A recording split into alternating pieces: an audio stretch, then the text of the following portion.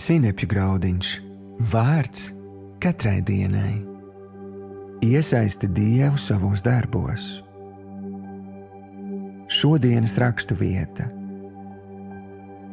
Un visu, ko jūs dariet, to dariet no sirds, tā kā tam kungam un ne cilvēkiem.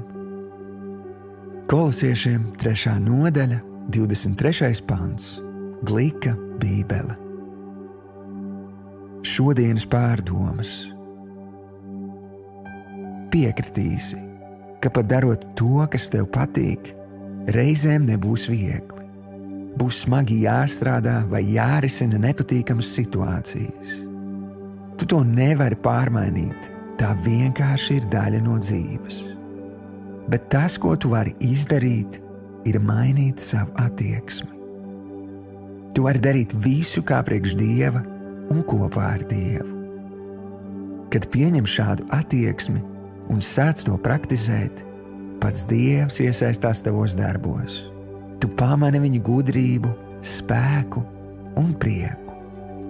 Kad tu iesaisti Dievu un saskaņo ar viņu savas dzīves prioritātes un nākotnes mērķus, tad nav robežu tam, ko viņš darīs tavā dzīvē.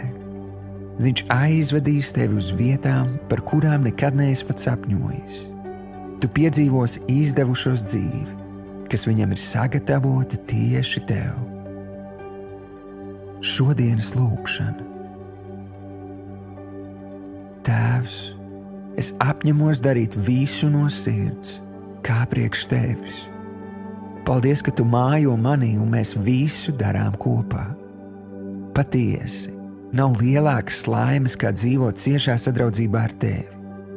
Tu esi mans kungs un mans pestītājs, mans sirds draugs. Jēzus vārdā. Āmen.